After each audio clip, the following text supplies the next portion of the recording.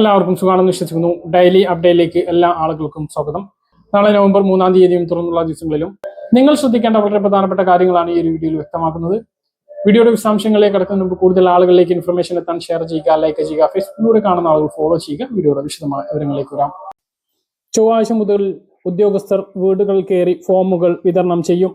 അത് ഫില്ല് ചെയ്ത് 12 രേഖകളിലൊന്ന് സമർപ്പിക്കണം. കേന്ദ്ര തെരഞ്ഞെടുപ്പ് കമ്മീഷൻ പ്രഖ്യാപിച്ച വോട്ടർ പട്ടിക പ്രത്യേക തീവ്ര പരിഷ്കരണം SIR കേരളത്തിൽ നടപ്പിലായി തുടങ്ങി.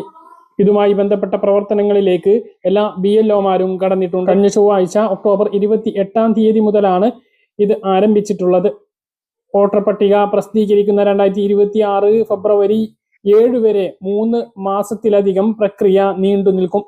തെരഞ്ഞെടുപ്പ് കമ്മീഷന്റെ നിലവിലുള്ള കേരളത്തിലെ വോട്ടർ പട്ടിക തിങ്കളാഴ്ച അർദ്ധരാത്രിയോടെ മരവിപ്പിച്ചിരുന്നു. ഇനി SIRൽ പേര് ചേർക്കുന്നവർ മാത്രമേ വോട്ടർമാരായി നിലനിൽക്കൂ. ബീഹാർ SIR നടപ്പിലാക്കാൻ തെരഞ്ഞെടുപ്പ് കമ്മീഷൻ ജൂൺ 6-ന് പുറത്തിറക്കിയ ഉത്തരവ് ആധാരമാക്കിയാണ് രാജ്യവ്യാപകമായി SIR നടപ്പിലാക്കുന്നത്. 2002-ലെ വോട്ടർ പട്ടികയിൽ ഇല്ലെങ്കിൽ പൗരത്വം തെളിയിക്കണം.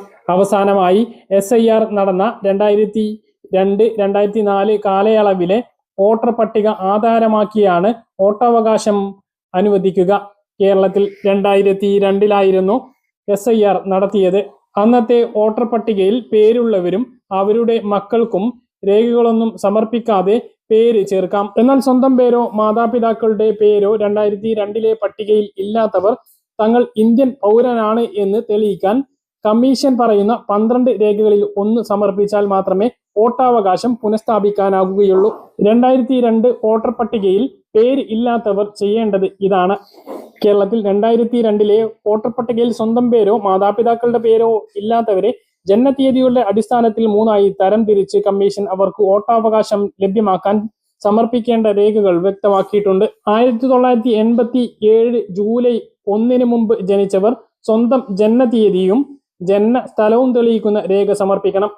1987 ജൂലൈ 1-നും 2004 ഡിസംബർ 2-നും ഇടയിൽ ജനിച്ചവർ സ്വന്തം ജനനത്തീയതിയും ജനനസ്ഥലവും തെളിയിക്കുന്ന രേഖ കൂടാതെ മാതാവിന്റെയോ പിതാവിന്റെയോ ഏതെങ്കിലും ഒരു ജനനത്തീയതിയും ജനനസ്ഥലവും തെളിയിക്കുന്ന രേഖ സമർപ്പിക്കണം. 2004 ഡിസംബർ 2-ന് ശേഷം ജനിച്ചവർ ജനനത്തീയതിയും ജനനസ്ഥലവും തെളിയിക്കുന്ന രേഖ കൂടാതെ രക്ഷിതാക്കളിൽ മാതാവിന്റെയും പിതാവിന്റെയും ജനനത്തീയതിയും സ്ഥലവും തെളിയിക്കുന്ന രേഖ സമർപ്പിക്കണം. വോട്ടറുടെ രക്ഷിതാക്കളിൽ ആരെങ്കിലും ഇന്ത്യൻ പൗരൻ അല്ല എങ്കിൽ ജനനസമയത്ത് രക്ഷിതാവിന്റെ വിസയും പാസ്പോർട്ടിന്റെയും പകർപ്പും നൽകണം. പൗരത്വം തെളിയിക്കാൻ സമർപ്പിക്കേണ്ട രേഖകൾ ഇവയാണ്. ഒന്നുകിൽ പാസ്പോർട്ട്, അല്ലെങ്കിൽ ജനന സർട്ടിഫിക്കറ്റ്, അല്ലെങ്കിൽ ദേശീയ പൗരത്വ രജിസ്റ്റർ, താമസ സർട്ടിഫിക്കറ്റ്, ജാതി സർട്ടിഫിക്കറ്റ്, SSLC ബുക്ക്, പെൻഷൻ ഉത്തരവ്, ഭൂമിയുടെ ഉടമസ്ഥാവകാശ രേഖ അതായത് ആധാരം, സർക്കാർ പൊതുമേഖലാ സ്ഥാപനങ്ങളിൽ ജോലി ഉള്ളതിനുള്ള രേഖ, തദ്ദേശ സ്ഥാപനം നൽകുന്ന കുടുംബ സർട്ടിഫിക്കറ്റ്, വനാവകാശ രേഖ അല്ലെങ്കിൽ ആധാർ കാർഡ്. ഈ 12 രേഖയിൽ ഏതെങ്കിലും ഒരു രേഖ ഉദ്യോഗസ്ഥർ വരുന്ന സമയത്ത് കയ്യിൽ കരുതണം. അതിന്റെ ഫോട്ടോസ്റ്റാറ്റ് എടുത്തു വെക്കാൻ വേണ്ടി ശ്രദ്ധിക്കുക. അതുപോലെ 2002-ൽ വോട്ടർ പട്ടികയിൽ സ്വന്തം പേര് ഉള്ളവരും അപേക്ഷ നൽകണം. അവർ രേഖകളൊന്നും സമർപ്പിക്കേണ്ടതില്ല എങ്കിലും ഫോം പൂരിപ്പിച്ച് നൽകേണ്ടതുണ്ട്. വീട് വീടാന്തരം അപേക്ഷാ ഫോറം നൽകുന്നത് നവംബർ 4 മുതൽ ഡിസംബർ 4 വരെയാണ്. ഈ ദിവസം എല്ലാവരും ഓർത്തു വെക്കണം. അപ്പോൾ ചൊവ്വാഴ്ച മുതൽ വീടുകളിലെത്തും ഉദ്യോഗസ്ഥർ. ഡിസംബർ 4-നുള്ളിൽ എല്ലാ വീടുകളിലും, കേരളത്തിലെ എല്ലാ വീടുകളിലും ഫോം വിതരണം ചെയ്യും. ഇത് പ്രകാരം SIR കരട് വോട്ടർ പട്ടിക ഡിസംബർ 9-ന് പ്രസിദ്ധീകരിക്കും. പട്ടികയിൽ ആവലാതികളും ആക്ഷേപങ്ങളും ഉണ്ട് എങ്കിൽ ഡിസംബർ 9 മുതൽ ജനുവരി 8 വരെ അത് സമർപ്പിക്കാവുന്നതാണ്. പരാതികളിൽ നോട്ടീസ് ഹിയറിംഗ് പരിശോധന ഡിസംബർ 9 മുതൽ ജനുവരി 31 വരെ നടക്കും. SIR അന്തിമ വോട്ടർ പട്ടിക പ്രസിദ്ധീകരണം 2026 ഫെബ്രുവരി 7-നാണ്. പരിഷ്കരണം നടത്തിയപ്പോൾ നിലവിൽ നിയമസഭാ ഇലക്ഷൻ നടക്കുന്ന ബീഹാറിൽ 60 ലക്ഷത്തോളം വോട്ടർമാരുടെ വോട്ടാണ് ഇല്ലാതെയായത്. കേരളത്തിൽ 50 ലക്ഷത്തോളം വോട്ടർമാർ ആശങ്കയിലാണ് എങ്കിലും കേരള മോഡലായിരിക്കും കേരളത്തിൽ നടപ്പിലാക്കുക എന്നാണ് ഉദ്യോഗസ്ഥർ പറഞ്ഞിട്ടുള്ളത്. അതുകൊണ്ട് തന്നെ ആശങ്കപ്പെടേണ്ട സാഹചര്യമില്ല എന്ന് പറയുന്നു. നിലവിലുള്ള വോട്ടർ പട്ടികക്ക് പകരം പഴയ പട്ടിക അടിസ്ഥാനമാക്കുന്നത് നിയമവിരുദ്ധമാണ്. SIRനെതിരെ സുപ്രീം കോടതിയിലുള്ള ഹർജിയിൽ അന്തിമ വിധിയുമായിട്ടില്ല. 1950-ലെ ജനാധിപത്യ നിയമവും 1960 വോട്ടർ രജിസ്റ്റർ ചട്ടവും അനുസരിച്ച് നിലവിലുള്ള വോട്ടർ പട്ടികയാണ് പുതുക്കലിന് അടിസ്ഥാന രേഖയാക്കേണ്ടത്. എന്നാൽ പഴയ പട്ടികയെ അടിസ്ഥാന രേഖയാക്കുന്നതിലൂടെ കേരളത്തിലെ 50 ലക്ഷത്തിലേറെ വോട്ടർമാർ പട്ടികയിൽ നിന്നും പുറത്താക്കപ്പെടും എന്നാണ് ചൂണ്ടിക്കാണിക്കപ്പെടുന്നത്. മരിച്ചവരെയും ഇരട്ട വോട്ടർമാരുടെയും പേര് ഒഴിവാക്കുന്നതോടൊപ്പം കുടിയേറിയവർ, വിദേശികൾ എന്നിവരുടെ പേരും നീക്കും. കേരളത്തിൽ അത്തരം സംഭവങ്ങൾ വിരളമാണ് എന്ന് തെരഞ്ഞെടുപ്പ് കമ്മീഷൻ പറയുന്നുണ്ട്. സംസ്ഥാനത്ത് ഒക്ടോബർ മാസത്തെ റേഷൻ വിതരണം ഇന്നലെ നവംബർ 1 അവസാനിച്ചിരുന്നു. ഇന്ന് ഞായറാഴ്ച റേഷൻ കട അവധി കഴിഞ്ഞ് നാളെയും സംസ്ഥാനത്ത് റേഷൻ കടകൾ അവധിയാണ്. ആദ്യ പ്രവൃത്തി ദിവസം എന്നുള്ള നിലക്കാണ് നാളത്തെ അവധി. അത് കഴിഞ്ഞ് 4 ചൊവ്വാഴ്ച മുതലാണ് സംസ്ഥാനത്ത് ഒക്ടോബർ മാസത്തെ റേഷൻ വിതരണം ആരംഭിക്കുന്നത്.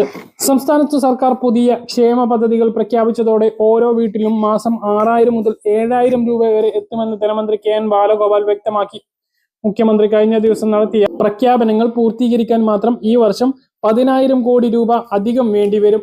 സ്ത്രീ സുരക്ഷാ പെൻഷൻ പദ്ധതിക്ക് 3800 കോടി രൂപയും സാമൂഹ്യ സുരക്ഷാ പെൻഷൻ വർദ്ധിപ്പിച്ചതിലൂടെ 2800 കോടി രൂപയും 18 മുതൽ 30 വയസ്സുവരെയുള്ള യുവതലമുറക്ക് connect to work scholarship pension പദ്ധതിക്ക് 600 കോടി രൂപയും ഉൾപ്പെടെയാണ് ഇത്.